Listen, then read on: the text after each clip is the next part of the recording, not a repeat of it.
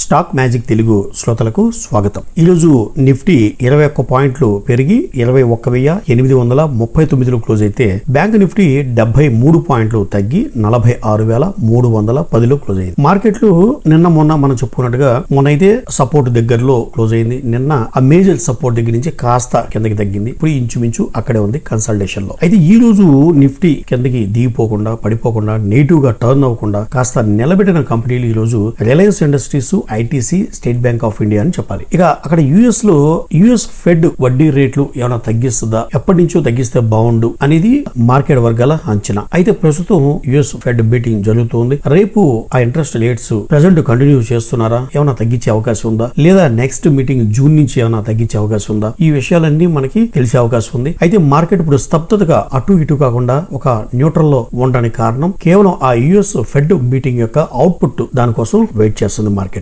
అయితే ఈ రోజు నిఫ్టీ 50లో 27 స్టాక్స్ పాజిటివ్ గా క్లోజ్ అయితే 23 స్టాక్స్ నెగిటివ్ గా క్లోజ్ అయినాయి. ఇక టాప్ గెయినర్స్ గా నిఫ్టీ 50లో Eicher Motors, Maruti Suzuki, Nestle India, power grid, State Bank of India ఉంటే నిఫ్టీ 50లో టాప్ లూజర్స్ గా ఉన్న stocks Tata steel, Tata consumer products, Tata motors, Hindalco, UPL ఉన్నాయి. ఇక కంపెనీల విషయానికి వస్తే డెక్కన్ గోల్డ్ మైన్స్ లిమిటెడ్ ఈ కంపెనీ బాంబే స్టాక్ ఎక్స్చేంజ్ లో ఉంది, BSE లో. ఈ కంపెనీ యొక్క లేటెస్ట్ న్యూస్ ఏంటంటే కంపెనీ ఆఫ్రికాలోని టాంజానియా ప్రాజెక్ట్ లో బంగారం, లిథియం నిక్షేపాలు కనుగొన్నట్టుగా ప్రకటించింది. అంటే అసలు ఈ కంపెనీ నేచర్ ఆఫ్ బిజినెస్ ఇక మైనింగ్, ఇక గోల్డ్ గానీ లిథియం గానీ అంటే విలువైన ఖనిజాలని మైనింగ్ చేసే ఇండస్ట్రీలో ఉంది ఈ Deccan gold minings. So company ఈ టాంజానియా ప్రాజెక్ట్ లో బంగారం, లిథియం నిక్షేపాలు దొరికినాయని ప్రకటించడంతో స్టాక్ ఈ రోజు 10% అప్పర్ సర్క్యూట్ ని టచ్ చేసింది. తర్వాత కాస్త ప్రాఫిట్ బుకింగ్ తో ₹106 క్లోజ్ అయింది డెక్కన్ గోల్డ్ మైన్స్ లిమిటెడ్. ఇక NBCC ఇండియా లిమిటెడ్ ఈ కంపెనీ అనుబంధ సంస్థ అయినటువంటి HSCC ఇండియా ఈ కంపెనీకి 14 కోట్ల విలువైన ఆర్డర్ రావడం జరిగింది. దేని గురించి అంటే హిమాచల్ ఫార్మా టెస్టింగ్ ల్యాబ్ కి ల్యాబ్ ఎక్విప్మెంట్ ఇన్స్టాలేషన్ చేసేందుకు ఆ ప్రాజెక్టు ఆ వర్క్ కి 14 కోట్ల ఆర్డర్ రావడం జరిగింది. ఈ రోజు ₹109 క్లోజ్ అయింది NBCC.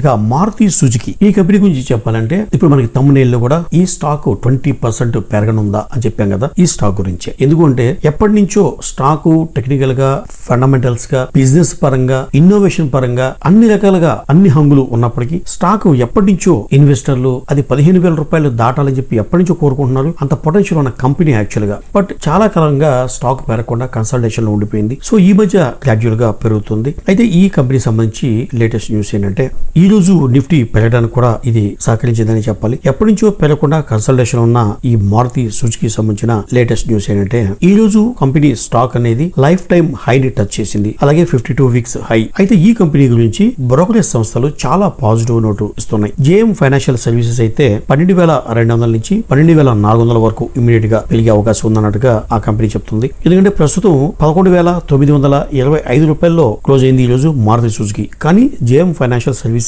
12,200 నుంచి 12,400 వరకు పెరగొచ్చని చెప్తుంది. మొత్తం టోటల్ గా 49 మంది అనలిస్టులు మారుతి సుజుకిని ట్రాక్ చేస్తుంటే 40 మంది అనలిస్టులు బై రేటింగ్ ఇస్తే 6 అనలిస్టులు హోల్డ్ రేటింగ్ ఇస్తే జస్ట్ 3 మాత్రమే సెల్ రేటింగ్ ఇవ్వడం జరిగింది. అంటే మారుతి సుజుకి మీద అనలిస్టులకి ఎంత హోప్ ఉంది అన్నది మనకు అర్థమవుతుంది. కేవలం హోప్ అనే కాదు, చాలా మంది అనలిస్టులు ఈ స్టాక్ 15,000 వరకు పెరుగుద్ది అని చెప్పి అనలిస్టులు చెప్పడం జరుగుతుంది. అయితే దేనికి పెరుగుతుంది, దానికి ఒక బేస్ ఏంటి అన్నది చూసినట్టయితే ఈ అనలిస్టులు చెప్తున్న మాట ఏంటంటే CLSA బ్రోకరేజ్ సంస్థ ఏం చెప్తుందంటే ప్రస్తుతం CNG మార్కెట్ షేర్ అనేది 15% ఉంటే రాబోయే రోజులు అంటే 2030 కల్లా 22% వరకు పెరిగే అవకాశం ఉంది. సో అందులో ఈ అవకాశాన్ని అందిపుచ్చుకునే దాంట్లో ముందు వరుసలో ఉండబోతుంది మారుతి సుజుకి అని చెప్తుంది CLSA. అదొక కారణం అయితే రెండోది కంపెనీ యొక్క కార్లు ఎక్స్పోర్ట్ విషయంలో ఈ నెలాఖరికల్లా 2.7 lakhs యూనిట్స్ క్రాస్ అయ్యే అవకాశం ఉందని చెప్పి అదొక పాజిటివ్ న్యూస్. మరొక న్యూస్ ఏంటంటే మార్కెట్ లో స్మాల్ సైజ్ కార్స్ అనేది అసలు డిమాండ్ కూడా గ్రాడ్యువల్ గా తగ్గుతుంది. మార్కెట్ లో మొత్తం అంతా కూడా ఈ SUV వెహికల్స్ అంటే ఈ స్పోర్ట్స్ యూటిలిటీ వెహికల్స్ అంటే బ్రేజా, ఎర్టిగా, కొంచెం మీడియం సైజ్ కార్లు వీటికే ఎక్కువ డిమాండ్ ఉంది. మార్కెట్ లో SUVలు సేల్స్ అవుతున్న సంఖ్య చూసుకున్నట్టయితే దాంట్లో 22% షేరింగ్ మారుతి సుజుకి ఉన్నట్టుగా అనలిస్టులు చెప్తున్నారు. అయితే ఫిబ్రవరిలో అది మరింతగా పెరిగిందని, దానికి ఎఫెక్ట్ ఆ ప్రాఫిట్స్ మీద దానికి ఇంపాక్ట్ ఇవన్నీ కూడా రేపు 4th క్వార్టర్ కనిపించే అవకాశం ఉందని. సో ఓవరాల్ గా ఈ కంపెనీ చాలా పాజిటివ్ గా ఉంది. 15,000 వరకు అయితే ఈ షేరు పెరిగే ఛాన్స్ ఉందని చాలా మంది అనలిస్టులు తన అభిప్రాయాన్ని వ్యక్తపరుస్తున్నారు. అంటే ప్రస్తుతం ఉన్న రేటుకి 20% పెరిగే ఛాన్స్ ఉందన్నట్టుగా చెప్తుంది అన్ని అనలిస్టుల యొక్క ఫీడ్బ్యాక్స్.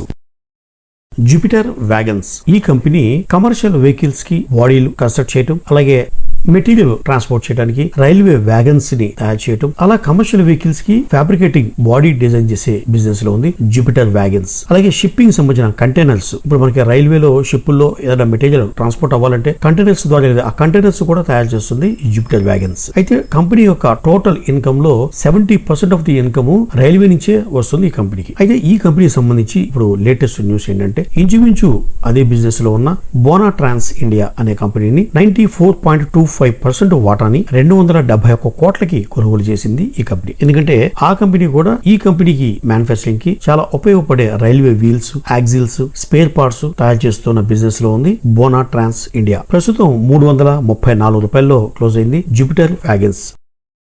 Eicher Motors. ఈ ఐషర్ మోటార్స్ సంబంధించి రీసెంట్ గా మన వీడియోలో కూడా చెప్పుకున్నాం. మార్కెట్ లో అనలిస్టులు చెప్పింది ఏంటంటే రాబోయే రోజుల్లో ఐషర్ మోటార్స్ యొక్క షేర్ తగ్గే అవకాశం ఉంది అని చెప్పారు. ఎందుకు చెప్పారు అంటే దానికి ఒక రీజన్, హీరో మోటో కార్ప్ వాళ్ళు హార్లీ డేవిడ్సన్ తో కలిపి ఈ 400cc బైక్స్ లాంచ్ చేయడం, అది ఒక హెవీ కాంపిటీషన్ కావచ్చు ఈ రాయల్ ఎన్ఫీల్డ్ కి అనేది ఒక పాయింట్ అయితే, రెండోది బజాజ్ వాళ్ళు కూడా ఈ హై సిసి వెహికల్స్ ని, బైక్స్ ని, మోడల్ వెహికల్స్ ని లాంచ్ చేయబోతుండటం, 400cc అబో వెహికల్స్ ని, ఆ బైక్స్ ని లాంచ్ చేసే పనిలో వాళ్ళు ఉన్నారు. సో దీంతో హెవీ కాంపిటీషన్ వల్ల వీళ్ళకి రాయల్ ఎన్ఫీల్డ్ బిజినెస్ కాస్త తగ్గే ఛాన్స్ ఉంది. ఓవరాల్ గా ఐషర్ మోటార్స్ రాబోయే రోజుల్లో షేర్స్ తగ్గొచ్చని గతంలో చెప్పారు. కానీ ఇప్పుడు ఈ అనలిస్టులు అనుకున్నంతగా కాంపిటీటర్స్ స్టఫ్ ఇవ్వట్లేదు. అంటే ఇప్పుడు వీళ్ళు ఏ కారణం చేతైతే ఈ స్టాక్ ఎక్కువగా పెరగదు, కన్సల్టేషన్ లోనే ఉంటది, వీళ్ళుంటే తగ్గుద్ది అని చెప్పారో అటువంటిది మార్కెట్ లో రియల్ గా జరగట్లేదు. అంటే హీరో మోటో కార్ప్ యొక్క బైక్స్ వీళ్ళకి అంత కాంపిటీషన్ ఇవ్వలేకపోతున్నాయి. అలాగే బజాజ్ యొక్క బైక్స్ కూడా వీళ్ళకి అంత కాంపిటీషన్ ఇవ్వలేకపోతున్నాయి. సో కాబట్టి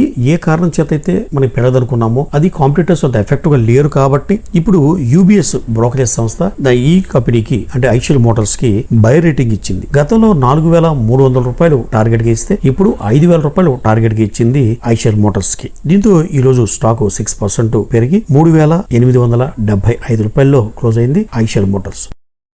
Ramky infrastructure. Greater Chennai corporate నుంచి 2 ఆర్డర్లు సంపాదించింది రామ్కీ ఇన్ఫ్రాస్ట్రక్చర్. 217 కోట్ల విలువగల ఈ ఆర్డర్ని గ్రేటర్ చెన్నై కార్పొరేషన్ నుంచి సంపాదించినట్టుగా కంపెనీ ఎక్స్చేంజ్ ఫైలింగ్ లో తెలియజేసింది. ఈ రోజు కంపెనీ షేరు 454 రూపాయల్లో క్లోజ్ అయింది.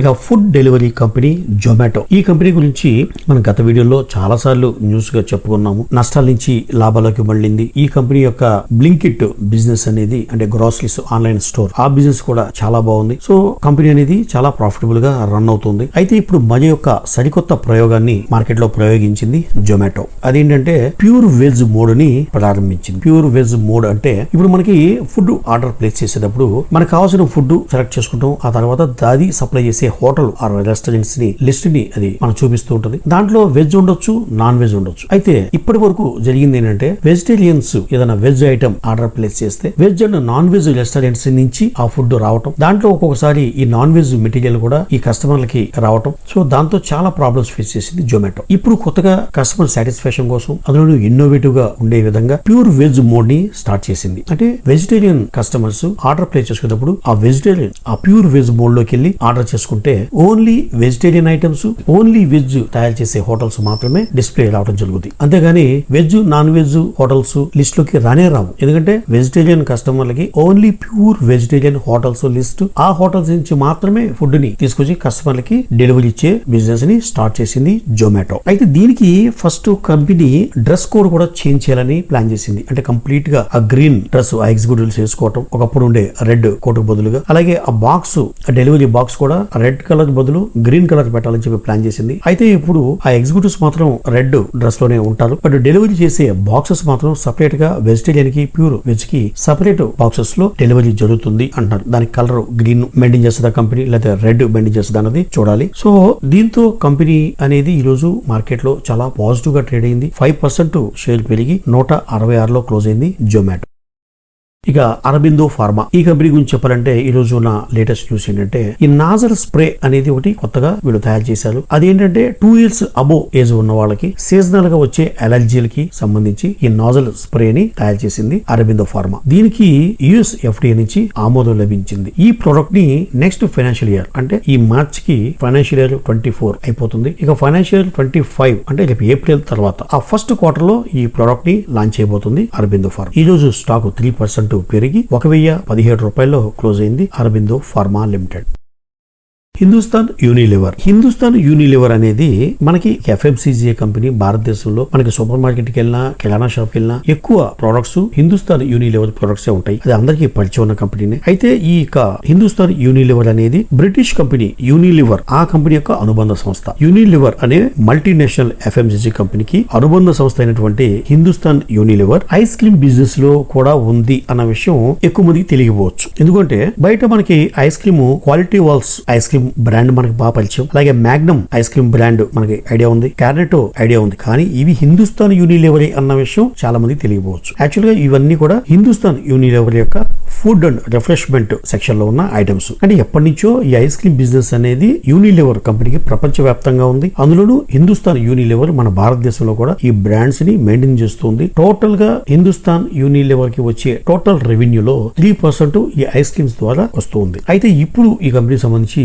లేటెస్ట్ న్యూస్ ఏంటంటే ఈ ప్రపంచ వ్యాప్తంగా ఉన్న మెయిన్ కంపెనీ ఏదైతే యూనిలివర్ కంపెనీ ఉందో అది ఈ ఐస్ క్రీమ్ సెక్షన్ ని సపరేట్ గా ఒక వర్టికల్ లాగా సపరేట్ ఎంటిటీగా ప్లాన్ చేస్తుంది. అంటే ప్రపంచ వ్యాప్తంగా ఐస్ క్రీమ్ సంబంధించి సపరేట్ ఒక కంపెనీని ఫామ్ చేస్తుంది. కాబట్టి ఇప్పుడు ఎగ్జిస్టింగ్ కంపెనీలో ఉన్న ఐస్ క్రీమ్ రిలేటెడ్ స్టాఫ్ ని 7,500 మందిని ఉద్యోగాలు తీసేస్తుంది యూనిలివర్ కంపెనీ. ఇక తర్వాత కొత్త కంపెనీలో వీళ్ళని జాయిన్ చేసుకుంటారా ఏంటి అన్నది తర్వాత సంగతి. తర్వాత ప్రెసెంట్ అయితే ఈ FMCG ప్రోడక్ట్ సంబంధించిన ఈ ఎంప్లాయీస్ ని ఐస్ క్రీమ్ రిలేటెడ్ ఎంప్లాయీస్ కావచ్చు లేదా టోటల్ డిస్ట్రిబ్యూషన్ సెక్టర్ లో ఉన్న ఎంప్లాయీస్ కావచ్చు 7,500 మందిని ఎంప్లాయీస్ ని తొలగిస్తుంది యూనిలివర్ కంపెనీ. సో ఈ చేంజెస్ వల్ల గానీ ఏదన్నా గానీ మార్కెట్ లో నెగిటివ్ గా ట్రేడ్ అయింది హిందుస్థాన్ యూనిలివర్. అంటే ఎప్పటి నుంచో కాస్త తగ్గుతూ ఉన్న షేరు ఈ రోజు 2,240 అంటే 52 వీక్స్ లోని టచ్ చేసింది. ప్రస్తుతం 2,243 రూపాయల్లో క్లోజ్ అయింది హిందుస్థాన్ యూనిలివర్. ఇక air conditioners company Blue Star limited. AC కంపెనీగా చాలా మందికి బ్లూ స్టార్ తెలుసు. అయితే బ్లూ స్టార్ అనేది కోల్డ్ రూమ్లు, చిల్లర్స్, ఫ్రీజర్స్ దాంట్లో చాలా ఎక్స్పర్ట్ కంపెనీ అన్న విషయం చాలా మందికి అవగాహన ఉండకపోవచ్చు. ఈ రూమ్ ఎయిర్ కండిషనర్స్ కాకుండా ఈ డీప్ ఫ్రీజర్స్ అనేది ఎప్పటి నుంచో ఉన్న ప్రోడక్టే. కానీ దాంట్లో ఇప్పుడు లేటెస్ట్ రేంజ్ ఆఫ్ ప్రొడక్ట్స్ ని లాంచ్ చేసింది బ్లూ స్టార్. ఆ ఇండియా లేటెస్ట్ రేంజ్ అంటే 60 లీటర్స్ నుంచి 600 లీటర్స్ వరకు డీప్ ఫ్రీజర్ ని లాంచ్ చేసింది. దాంట్లో ఉన్న స్పెషల్ క్వాలిటీస్ ఏంటంటే 160 వోల్ట్స్ నుంచి 270 వోల్ట్స్ రేంజ్ వరకు పవర్ సప్లై ని తట్టుకునే విధంగా అవి పనిచేస్తాయి. ఇక అంబియంట్ టెంపరేచర్ 47 డిగ్రీ సెల్సియస్ అంటే బయట మంచి మండు రోహిణి కార్తులు లాంటి ఉన్న ఇంకా ఎక్కువ టెంపరేచర్ ఉన్నప్పటికీ పర్ఫెక్ట్ గా సమర్థవంతంగా డీప్ ఫ్రీజింగ్ చేస్తాయి ఈ యొక్క డీప్ ఫ్రీజర్స్. ఈ ప్రోడక్ట్ డైరీ ఫార్మ్స్ కి, ఐస్ క్రీమ్స్ కి, సూపర్ మార్కెట్స్ కి, ఈ ఫ్రోజన్ ఫుడ్స్ బిజినెస్ లో ఉన్న కంపెనీస్ కి, అలాగే రెస్టారెంట్స్ కి ఎంతగానో ప్రోడక్ట్ ఉపయోగపడుతుందని కంపెనీ అప్డేట్ చేస్తుంది. ఇక కంపెనీ మ్యానుఫ్యాక్చరింగ్ కెపాసిటీ వచ్చి ఈ డీప్ ఫ్రీజర్స్ సంవత్సరానికి 3 లక్షలు తయారు చేసే కెపాసిటీని ప్లాంట్ ని ఏర్పాటు చేసుకుంది. అలాగే 1 లక్ష వాటర్ కూలర్లు తయారు చేసే సామర్థ్యం ఉన్న ప్లాంట్ ని సిద్ధం చేసుకుంది బ్లూ స్టార్. ఈ రోజు 1,228 రూపాయల్లో క్లోజ్ అయింది బ్లూ స్టార్. అలాగే 52 వీక్స్ హైని అంటే 1,359 రూపాయలని రీసెంట్ గా మార్చి 11న రీచ్ అయింది. ఈ రోజైతే 1,228లో క్లోజ్ అయింది బ్లూ స్టార్ లిమిటెడ్. ఇవ్వండి ఈ రోజు వార్తలోని ముఖ్యాంశాలు. మరో ఇంట్రెస్టింగ్ వీడియోతో మళ్ళీ కలుద్దాం. అంతవరకు సెలవు.